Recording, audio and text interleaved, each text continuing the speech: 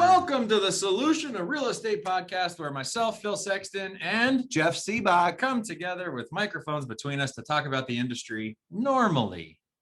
But today, unlike most days, we're going to talk about a conference, an industry conference that I got to attend in Miami last week. It was all real estate agents? No, but it was a real estate summit. Oh, okay. So that's so right. It was about real estate investing, and it was hosted by a by a nationally known motivational speaker, sales coach, real estate investor by the name of Grant Cardone. Grant Cardone. And he's known for Renter Nation. Because now there's a hashtag Renter Nation. So to give him credit, I mean, he is big enough that he can make it, and I can see that, and I hear other people talking about it. I will add my thoughts about it later, but let's get you off the board. Didn't you didn't you see Grant Cardone when he came to Scottsdale one time? I did. I have my notes from that seminar if you want to review those too. Because that was like 6 years ago, 5 years ago. Let me look. I'll look while you start. Hold on. That was like I think that was my first idea of like the name. A guy by the name of Grant Cardone had a following, is because when he came here, somebody was like, "Oh my God, Jeff, I got a ticket for you to go see Grant," and I'm like, I never heard of the guy. Yeah, so I went. It was at Greyhawk Country Club at the. Yeah. There's about 150 people there, and I would bet anybody in the room I can remember more about that meeting than anyone else. This is where Jeff brags about being a great note taker. Well, actually, one note-taker. of the key elements of my success has been my ability to take notes and then to recall them later on when I need them. So that's the intro for you, so that they know they're not wasting your time by listening today. If they take lots of notes from the takeaways, because it's what you do with the information you receive from the seminar. It's not just going to the seminar. It's like, how are you going to turn that into money? So I'm going to go back to Evernote and I'm going to type in Grant Cardone. Go ahead. Yeah.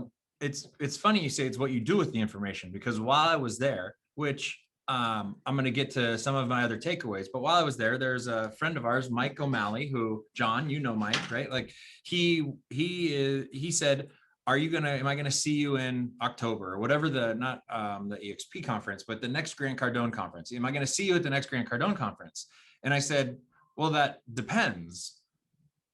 Depends on what? It depends if I actually apply the information that I learned here and it's beneficial in my world. Like, I don't come here to just sit here and learn. Like, I actually have to apply what I learned. And if I can apply some of the information that I learned, then yeah, maybe I will come back. But action, because what is it? Education without implementation is worthless. Is delusion, leads to delusion. Yeah, or something like depends that. on who you're quoting. If you're going Jim Rohn, he said it's just without action, knowledge is worthless. Yeah. Without action. Yeah. So Grant Cardone came on 11/2/2015. So now it's almost 6 years ago. Yeah. So he said he actually, because you said he didn't have kids, and actually he has kids. He has 4-year-old and a 6-year-old. So now they're almost 10 and 12. So yeah, he made the joke. He said, go one place and never see one person. Like whenever you're going, I think this is a good feedback for we'll get in. We still use that. Yes. Right. The thing is if you're going out we'll use that with houses too. Don't just go see one house. You might as well see more houses. So. Right. But if you're going to make an appointment to be across town, or if you have to drive an hour to meet somebody or do something, what else can you do? Who else could you visit? Who else could you visit while you're there? Like whether well, it was funny. What houses can you see? In the mastermind group that we just did, Ginny Solis Wright was talking about Popeye. So if you're going out to see a house in a part of town where you have a client, maybe swing by and give them a gift, like maybe some free jam or something like that. Yeah, and she said real estate is her jam. It is. Yeah. All right, good deal. Let's get to the show. All right, so you brought up Ginny Solis Wright from yesterday. We actually had a panel yesterday of 3 top teams in Arizona that I got to moderate. You were on it. Ginny Solis Wright was on it. Cammie Beckley was on it. And we streamed that through Facebook, right? It's in the Real Estate Leopard Facebook group. Is that a private group where they could just click a button and join? We have it on the public one, but we're gonna. It's on the public page. Yes, but we're gonna post it into the private one, better quality. Awesome. All right. So, and Cara Navir, when I was commenting to him on Instagram, I said, hey man, if you go over to that group, you'll be able to watch it, because there was more takeaways than just that from. Oh, there's the some good. session. I mean, that was a good mastermind. Yes. All right. So to set this up, Grant Cardone, first of all, when we go there to the real estate summit, I give this guy credit because he was like, I had to, like, you have to buy a ticket to get there, right? How much was the ticket? I think the tickets were either $500 or $2,500, depending on if you wanted to sit in the back of the plane or if you wanted to be in the VIP section of the plane. And then the VIP Not the also real included plane. a lunch and some other stuff. Exactly. And okay, Yes. good So deal. the VIP section, which was half of the room, it was the front half of the room, is where people got to sit if they wanted to ask questions, make comments. Like basically everybody that the How many people were there roughly? 1,000. 1,000 people. Yeah. Wow. In Miami at the JW Turnberry, something like that. Pretty exciting. Yeah, I so mean, there was 1,000 total. So 500 in the VIP section and 500 in the back of the house. And kudos to Grant, because this is one of the things that we actually don't talk about at all.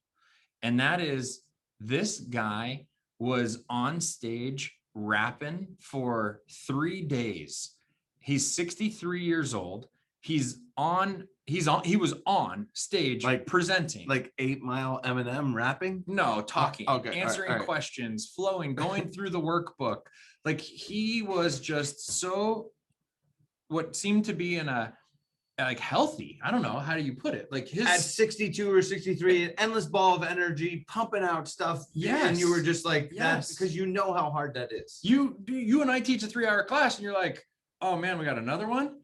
This guy teaches 3 8-hour days and he's like, if you guys want to sign up for the next thing, we're going to be here next week doing it again. That's like, because he gets 3 months off in between. So whatever it all is. good. But anyway, no, next week, not Oh. next year. Like Oh. he does them over and over again. So we don't talk about that often, but I think that has helped me. One of the things that I really like about going out of town to conferences like that is that creates a break in your routine.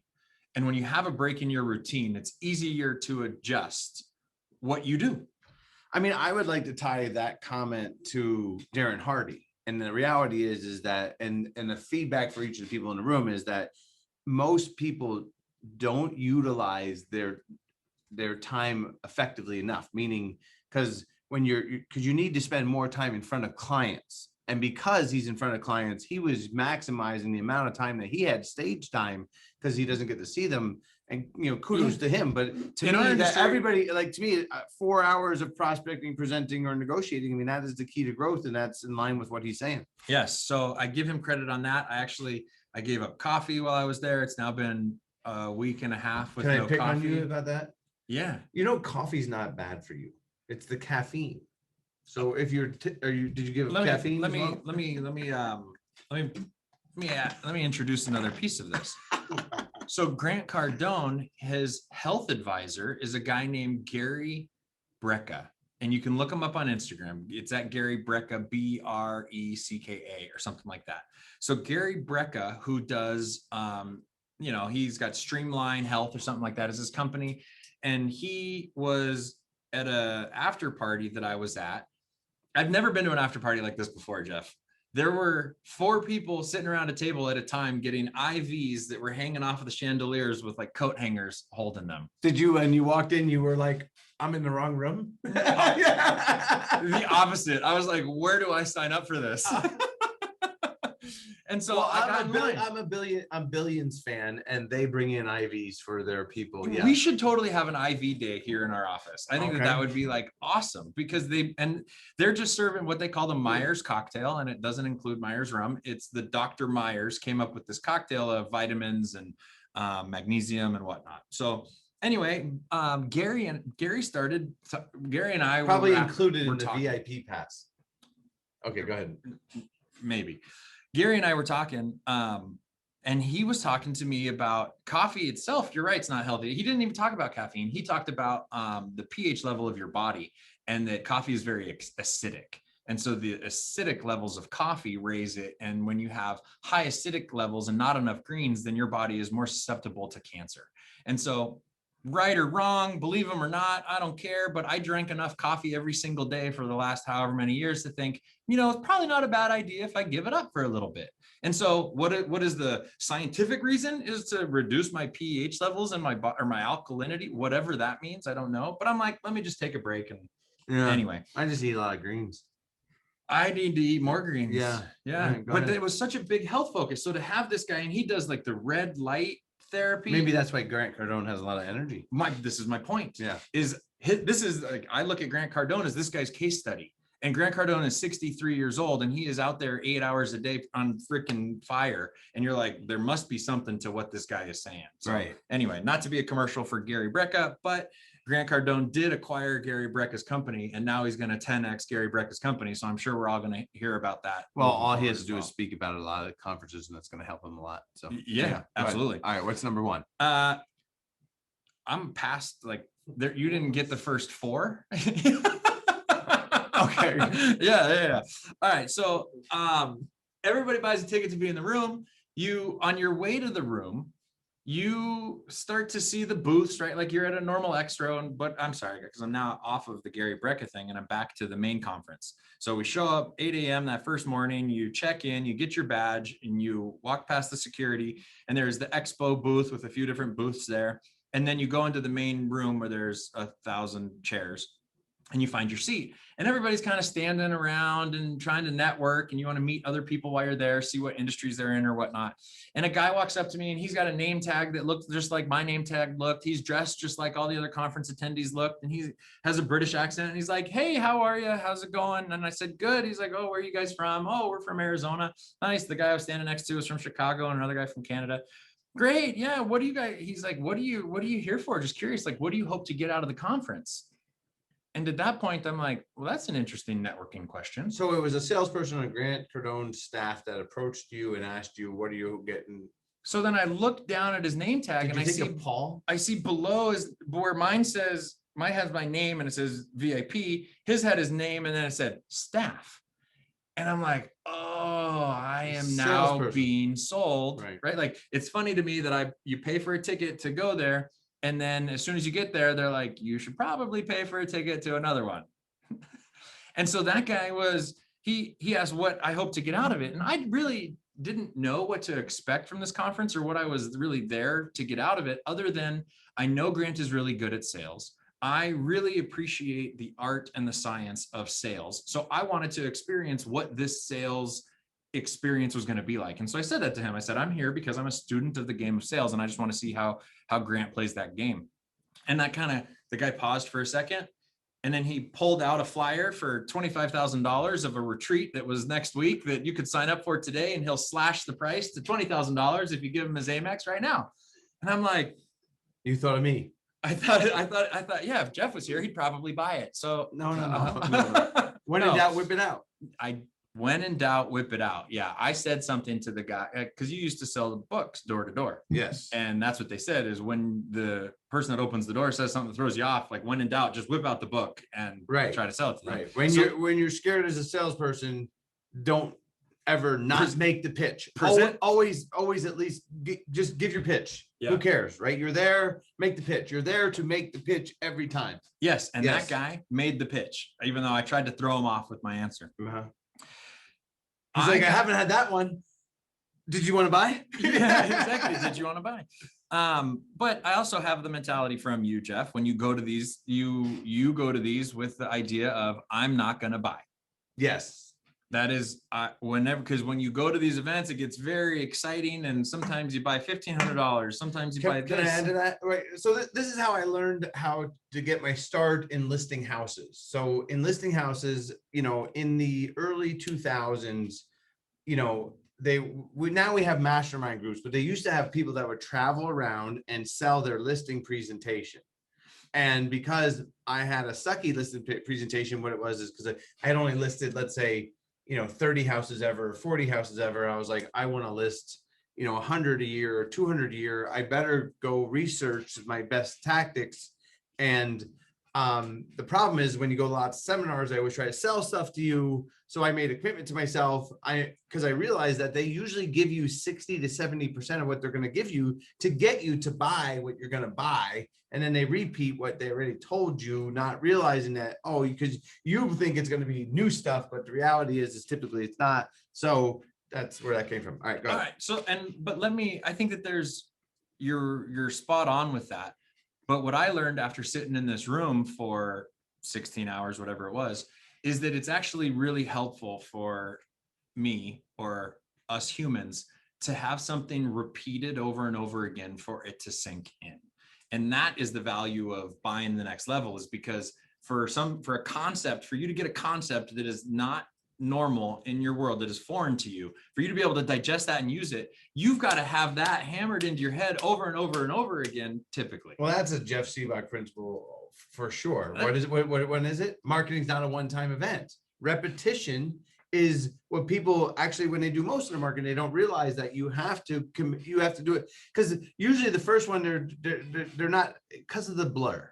Right. The blur is out there. The blur is real, meaning social media, Instagram, they're not really paying attention. The first time they hear it, they kind of pass it off. Second time they hear it, pass it off. Third time. So they repeated it and it helped you. It was actually helpful. Super helpful, because you hear him talk about one deal and how he like does the math formula on looking at different deals. And you're like, okay, I get it. I understand the logic. But can you repeat it? But could I then go back to the office and be like, hey, Jeff, check this out? No. But then he reviewed another deal, and people started asking questions, and he reviewed another deal and another deal. And then you get down there and you're like, okay, leverage debt 1 to 4. All right. You got the 1% rule when you're looking at properties. And he's big on cash flow, right? He is big on positive cash flow. And he actually. So positive cash flow when investing, I'm at number 7 so far for you. All good. Positive cash flow is a takeaway. And he is in positive cash flow even before you buy a house. You should invest money in real estate that brings you money before you invest money in real estate to buy a house. And he's like, that's where the Renter Nation comes from, is rent a place and then invest your money with Cardone Capital, so that then you get checks back every month, and take the checks that you get back, which is passive income, positive cash flow, and use that money to buy stupid shit, is how he would say it. Okay. Which is interesting. All right. Because everybody buys stupid shit. It's just how much you budget for stupid shit. Yeah. Okay. Yeah. I think. So leverage debt 1 to 4. That was a good one. The 1% rule. That leverage debt. In. Tell us more about that, because I missed that because I was still focused. Repeating. I was focused on positive cash flow, and leverage debt just flew through me. It's like you kind of just slid it in. It's like you were talking and I missed it. That's okay. I mean, to dive more into it, God, first of all, 1 to 4, right? Basically 25% down. 1 to 4. You got $1 million, you can buy a $4 million building. You got 100,000, you can buy a $400,000 house. That's just his general rule of thumb of an investment. It just property. happens to be the rule of thumb for buying an investment property with a loan too. You got to have 25% down. That's just normal. That's his point, right? So he called it 1 to 4. He made up his own number for what the real. That's pretty good too. That's crafty. It's just okay. We all know that you need 25% down when you're buying a house, but it's just cooler to say 1 to 4. 1 to 4. Yeah. What you got? Well, it's also go ahead. And so he talks about debt, like you invest. Let's say that you have $100,000, or he talks about big deals, right? He talks about 165 million on this complex with 360 doors. He talks about a $200 million project. He talks about another $150 million project. And so what he discusses is, if you take, let's say that you have 100 doors on a building, you buy that building and you raise the rent by $200 a month, like if they're not renting it for the full capacity. And so you buy a building, you raise the rent by $200 a month. So $200 times 100 doors is what? 20,000. 200 times 100 doors equals 20,000 a month. Times 12 is $240,000 a year. And so now if you divide that by 4%, which is the cap rate, that's $6 million additional that you can get financing for. And I'm not going to get too detailed here, but what he's basically saying, you can get the cash back, and that cash is debt-free.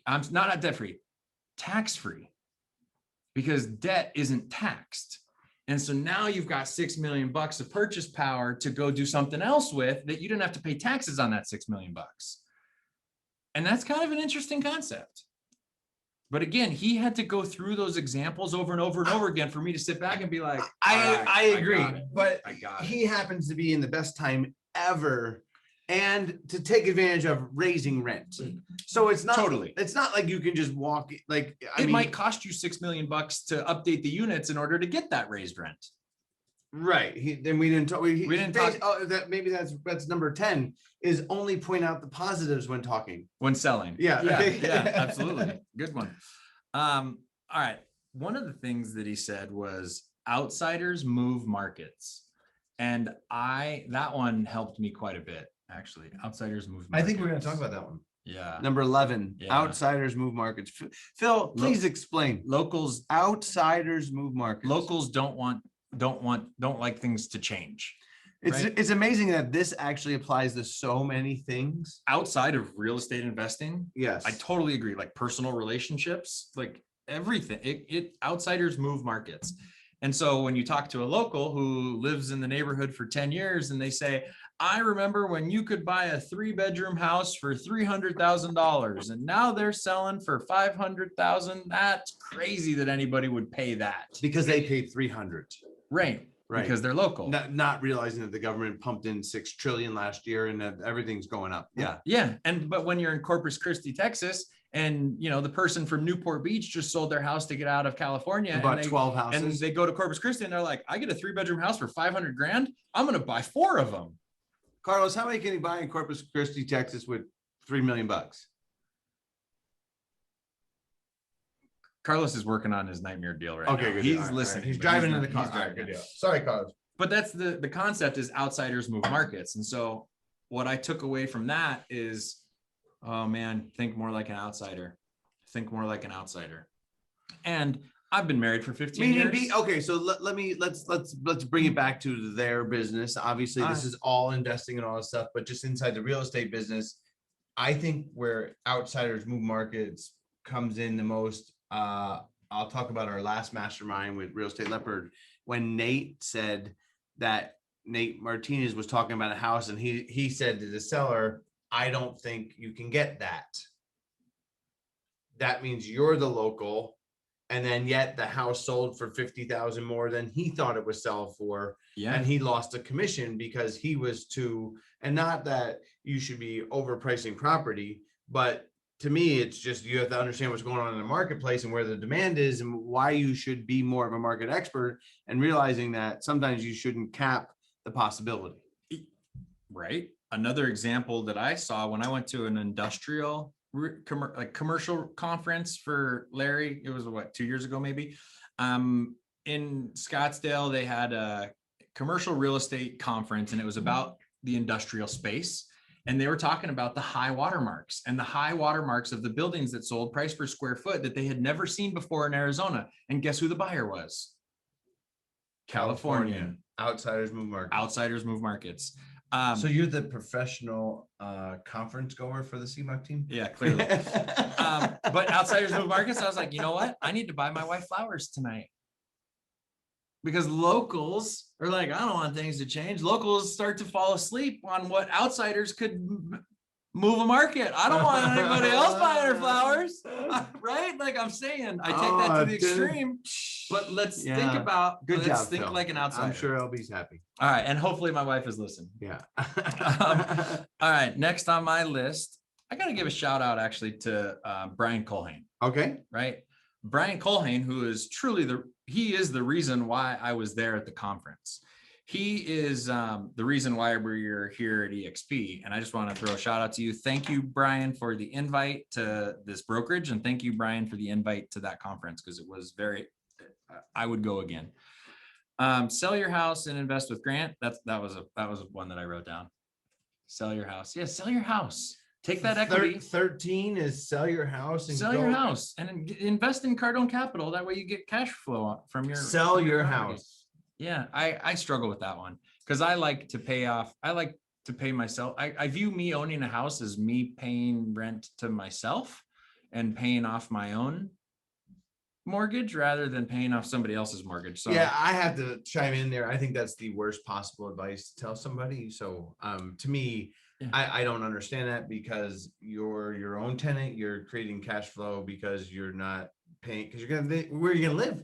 Yeah, you're gonna then lease from somebody else. I mean, like to me, I guess, yeah.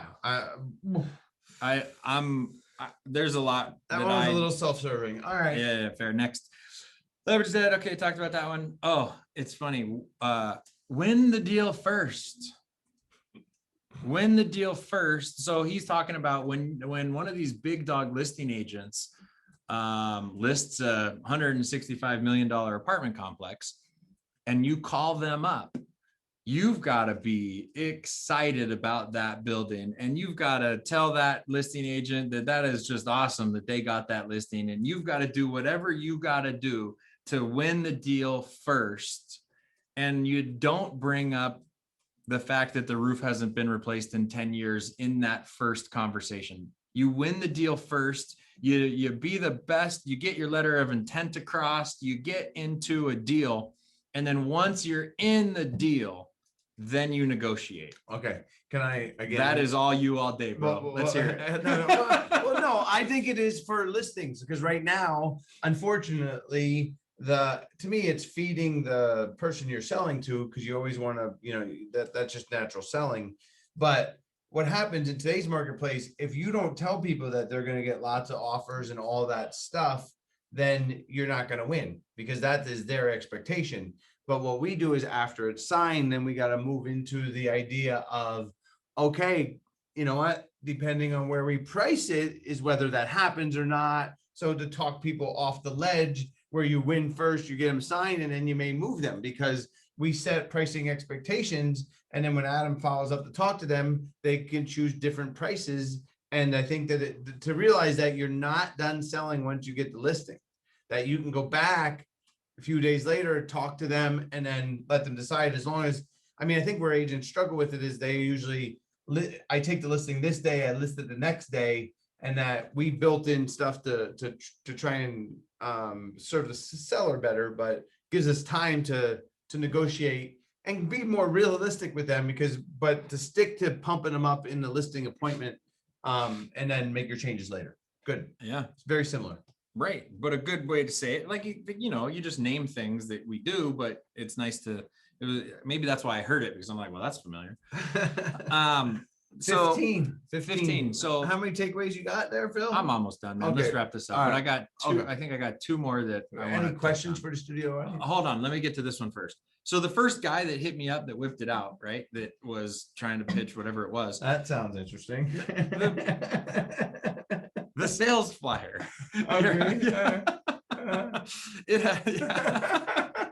You said it. I mean, come on, right, Clay? Like, he said it, not me. Right? Come Like, on. come All on. right, let's All get right. back in. We got to be fun. All right. Go ahead. So I think that there might have been 8 of those individuals that chatted with me over the course of the conference. So there's no more. It's not like we're on the Sibbach team and I met somebody at an open house. They tag them. That's my lead. They're like fish, right? No, like Shark. Yeah, Shark Tank. Whoever right? gets them gets them. You convert them, you got it. Yep. Yes. All right. Good. So deal. you got 8 different people that are that hit me up during the conference, but then I left. It's funny because yesterday I had an agent in here who is this week. One of the things that I learned from Grant is that he took a lot of Q&As, and there was a lot of time for questions and answers from the audience. And that was some of the most beneficial information that I got, was when people asked questions that he just dove into improv, like how he looked at it. It just shows you he's good at his game. It makes him an expert because he can take a question and answer it similar a la Gary Vee. Yeah. Right. But then to bring that back into our team meetings, right now we're going to bring in more Q&A style to our team meetings. Yep. And so on Tuesday, when I got back, the first team meeting that I came to, I did let's just try something new here. Right. And so we had a lead that was in our system that the agent hadn't followed up with. And I'm like, hey, we have 80 agents on our team. Hey guys, do you think that I should try to call this lead more than once just to see if we can get this guy on the phone? He said he wanted to buy an $800,000 house in Desert Ridge. Right, don't do that at home, right? You're a seasoned caller. You train all the agents on calling on our team. So you were well prepared for that, even though it seemed like a ridiculous thing that you were going to do, calling a client in front of a lead, not a client. Oh, this is somebody that registered on the website 3 never days met prior, before, right? That the agent on our team tried one time to get a hold of. They didn't pick up, so then the agent stopped trying. And so I said, "You guys want to see what happened? Like, should I try it? Yeah. What do you think the room said? Yeah, let's see it." So I dialed the guy's phone number, and guess what, Jeff? He picked up the phone.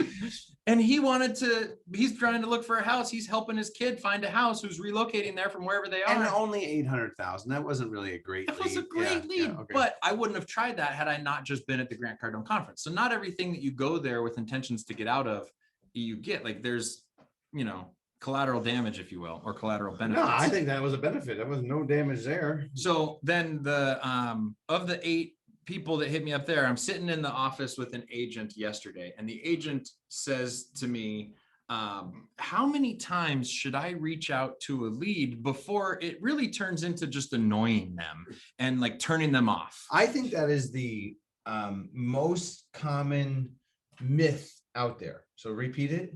How many times should I reach out to, like when we have a lead that's in our system, how many times should I try to communicate with them before I am a nuisance? I think we should poll the audience and see what they think. How many times? Yeah. All right. What was Phil's answer? Let's start with maybe Sean Queen. Not what was my answer. What's your answer? Yeah, no. What do you think your answer to the guy? 4. Carlos said 4. All right, Carlos, 4. Let's see. Who else? 10 at least. What'd you say, Sean? 10 at least. 10. Okay. I said 20. 20. All right. Karanvir at 20. What else? Keith, Austin, Linda. Mike. 10. 10. Austin, 10. Keith, 10. Keith, 10. Oh, Okay. until you get a hold of them. Mike. How are you, Oh, Mike? until you get a hold of them. Until you get a hold of them. That's a good one. So what I did was I went to my computer because I was at that conference at the end of July. I don't remember what the actual date was. July 26th. I was at that conference. So what I did is I went to my email and I searched Grant Cardone, because I got an email from him today. Well, that's 1. So let me count the number of times that Grant has emailed me since I've been to the conference. And have you Basically- responded yet? No. Because the thing is we would call that they're ghosting us. Right. I'm ghosting him right You're now. ghosting him, and you're gonna show us that he's relentless. So- But I'm a student of the game, right? So I'm here, like what he is sending me, I think is super valuable because I need to recreate. That guy is clearly successful at sales. I want to be clearly successful at sales. I don't need to reinvent a wheel. Let me just copy somebody that's doing it. So today I got 1 email. The subject line was, "This could make you rich." Then yesterday I got 2 emails. One, a business that scales itself. "Hey, it's Grant. I'm about to start without you." So let's see. 1 today, 2 yesterday, 1, 2, 3 the day before, 1, 2, 3 the day before that, 1, 2 the day before that, 1, 2 the day before that, 1, 2 the day before that, 1, 2, 3 the day before that. So I'm at 18 5, emails, 10, 18, 19, yeah. 2 or 3 touches a No, day. 18, yeah. I'm at 18 emails in a week. 18 emails a week. My guess, Are you mad at him? no, not at all. I would just unsubscribe if I was mad. I'm not mad. I'm curious because I don't know if I were to then survey all of the people that are on the podcast now and say, are you? No. How many clients in your lead database have you followed up with 18 times? And this is just email. Right. Right? Like, not to mention that there's social posts and whatnot.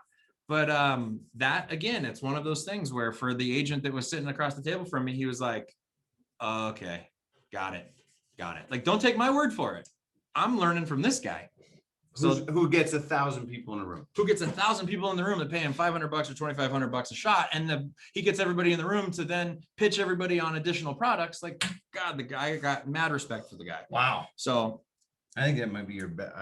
I'm voting for 16. as the best. Yeah, marketing's not a one-time event. I think that it's the biggest thing that we see in a failure in an agent is they get frustrated, they give up, they think they're not, after 3 attempts, 4 attempts, like 1 attempt, Jeff. After 1 attempt on an $800,000 lead over a weekend, the guy comes in on a Friday. He reaches out to him. The guy doesn't pick up. And then I'm on Tuesday and I call the guy in our team meeting and he picks up. And it was a 1 attempt wonder. We don't try hard enough to get a hold of people when they come into the system. That's what I learned. That was my biggest takeaway from Grant. That's for sure. Because I clearly came into his system. I was at his event. Yeah. I view that as the same. because he also sent emails before you got there. Yes, he did. And while I was there, It's not, I mean, 18 wasn't the end is what, like. here's my line that I wrote down for this point is be patient. That's the line that I wrote down. And patience doesn't mean send one email and wait. Patience means send 3 emails a day until they get to the point where they're ready to respond. God, it's just so hard for me to do that. I know. It is. No, I like there. Like, It's called ADD. Yeah. Be patient and still keep trying. Yes. Be patient and keep trying. Yeah. You're probably not reaching them. I'm probably gonna give the guy money. Like I'll buy a book or I'll buy a shirt or I'll buy like there's something that will happen at some point, I'm sure, because I'm gonna stay on his thread to see how he sells so I can continue to learn. Like a Renter Nation shirt or something like that. Yeah, I'm gonna get you one for Christmas. I won't wear it. I'll use it to paint. That's funny. The other thing, the reason why Brian Culhane brought us there, Brian Culhane and Grant's wife, Elena, I believe her name is Elena. Elena is at EXP Realty. And so there was a few other EXP cohorts there. And one of the guys that I met in Chicago, his name was Zach, and he is a $20 million producer. I hadn't sat around.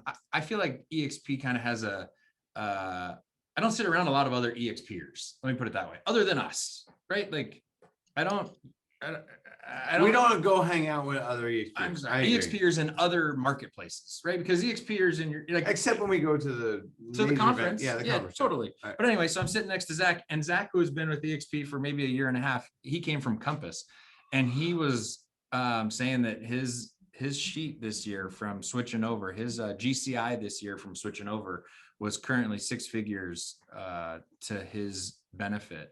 I mean, over 6 figures more money that he put in his pocket from switching from more expensive brokerage. And I hadn't heard like true life stories like that before. That's a good one, yeah. Even though I've heard that they exist, I hadn't actually chatted with somebody where he had the real numbers to back it up. Well, we had an agent on our team that said that he was paying high fees to somebody else and came over as well. So Yeah. I mean, the reality is I think they get scared. I mean, this is the main pitch of the major brands out there is agents feel that they're tied to their brokerage and that their brokerage is why they do well. And that to me is such a false thing. It's the agent, whether, right? Because if that was true, then why, I'll pick on Remax, right? Like, why aren't all their agents being successful if the brand's so powerful? Yeah. Right, like It's the agent, and that was his. He used to be with At Properties, which is a Chicago brand. I think they're now franchising. Simon, yep. Tad, Tad, but Simon was the operator from ROG that went to work with Tad, didn't he? yes. Isn't that how that? Anyway, He used to be there, and then he was with a couple other brokerages, and he said exactly that. He was like, I used to think that I needed that brand behind me. He doesn't think that anymore. Good obviously. thing is you actually don't. Yeah. So yeah. All right. So at the end of the day, would I go back? Would I buy a ticket to go to another one of his events? And the answer to that is I would. Okay, cool. All right, we're gonna review the top 16 things that you put out there, yeah. just for everybody. In case you're late, we have some late joiners, right? So number one was when you are in front of your customer, make sure you have lots of energy. Right. So number two, give a shit about your health so that you are on point when you're selling. Right. Number two is make sure you're spending enough time with clients, right? Because he didn't speak one time and then right, like he gave us 3 days right, like of him. You felt better because he spent more time with you. Number three, I put health, less acid. Well, that's what you said. Yeah. And then number four, make sure that you have actually I put making sure that we ask what the people want to get out of it, right? Like meaning when you were in a listing appointment, hey seller, what are you looking to get out of this appointment with me? I think that's a great question. Yep. Number five, I had make the pitch, right? Don't let appointments go to waste, meaning if you're out showing a house and you show the house, hey, Mr. Buyer, is this something you'd like to make an offer on? That's making the pitch note, right? Like meaning you're there and they go in the house, hey, And if not, great. Well, how do you rank this so I can know not, to ask you again, right? Like, I love how, how does this house rank out of a scale of 1 to 10 for you after they say, yeah, all right. Number 6, repeating, right? So it is okay to repeat things over and over to people because they're not always tuned in, and that repeating is good. Number 7, I had positive cash flow. Number 8, leverage debt. Number 9, I had only Raise rent. No, raised rent. Well, no, it was leveraging debt. It was just an explanation of leveraging debt, raising rent, like just ways that you can suck money back out of the property, right? To reuse it, to continue to use capital, and that when you put money down, there's no taxes on it when you pull it out because it's down money. You already paid the taxes, so it's actually When you pull equity out, there's no taxes on it because it's debt. You can pull out $100,000 out of your house debt-free, right? There's a cost to the loan, not debt-free. I'm sorry, tax-free. Tax-free. Okay, right. So if you took a mortgage on a house for 100,000, you get the whole 100,000. You can put it back in. You can buy something. It's equity. Yeah, it's equity. There's no negative. There's no tax. All right, number 11, I had outsiders move market. Number 12, shout out to Brian Culhane. Number 13, sell your house and invest with Grant Cardone. I didn't. I mean, that was his. That's a takeaway. Yeah. 14, win the deal first before you deliver all the negatives. Yeah. Right. 15, lots of Q&A, and then 16, be patient. Marketing's not a one-time event. 18 touches in a week. 2 days, and 2.5 days. Yeah, like so realize that you're not trying hard enough, and you may think that you're bugging people, and that's not simply true. So great job, Phil. Great job, Grant. Thank you, Brian. Thank you guys for tuning in today. Any questions before we shut it down? Happy to answer more. Yeah, I got a question. All right. I What's got up, a man? question. Yeah. So you guys were talking about following up with leads and not giving up. So I've been following up with this one lead since March. And so what I do is if a person doesn't respond, I won't get in touch with them for like a week. I try to mirror them, and then I'll get back in touch within a week again. If they don't respond after a week, I'll get back in touch after 2 weeks. And this person, I never have been able to like have a conversation. He picks up and he's always busy. I called him this Saturday, and he said, call me tomorrow at 12 p.m. And 10 minutes before I called him, I sent him a text, say, this is me, I'll be calling. And when I called him, he didn't pick up. So far, I've been in touch with this person since March 8 times.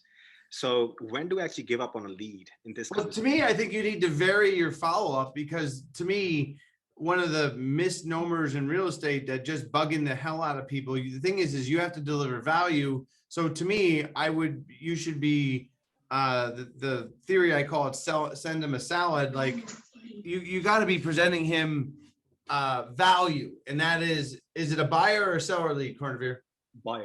Buyer, right? Like, so to me, you should be sending him in between the calls, because people are not looking for an agent. People on a buy side, they're looking for a house. So you should be pinging him with, hey, did you see this house? Did you see this house? Are you adding that into your follow-up?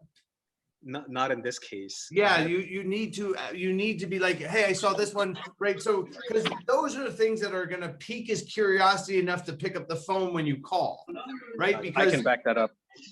Yeah. Thank you, Carlos. But like, Yeah, because I'm under contract on someone just like that. I literally wrote a contract today. So Awesome. keep on it, Carnveer. Keep on it, and just like Jeff says, and what I would do, I'd actually pop in just unexpectedly during the week, like 3 p.m. Hey, I was down the street. I just thought I knew you lived in a neighborhood. I just wanted a chance to meet you, something like that.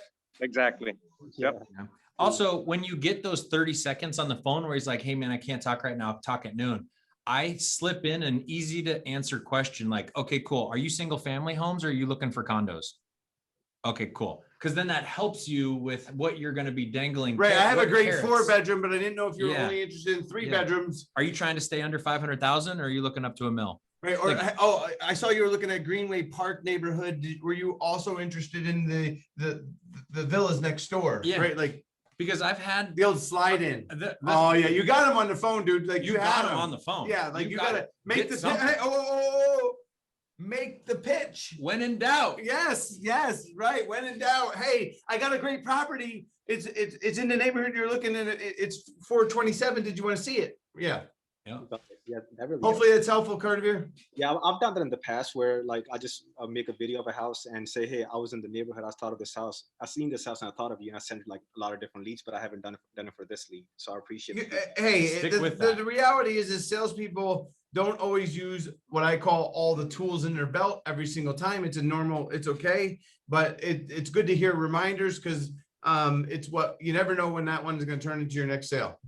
Triple, double, single always works.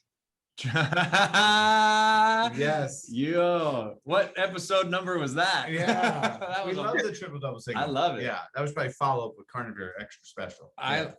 He was on the EXP. Did you come to our training, our 8-week training? He was in our 8-week training. Oh, that's Yeah, where you yeah. got it. Yeah. Yeah. Awesome. All right. What other questions? Austin, I saw you unmute yourself. Oh, no questions. All right. Mike, I like that you turned your video on, man. Long time no see. But I see you're on mute, so I didn't know if you had a question for us. All He was right. like arranging some bags and accidentally put his camera on. Got it. He thought he hung up. He thought he hung up. Yeah. All right. Thanks, guys. Thank you. Happy Okay, Thursday. thank you guys. Happy Thursday. Yeah. Have a good one, See you on guys. the next one.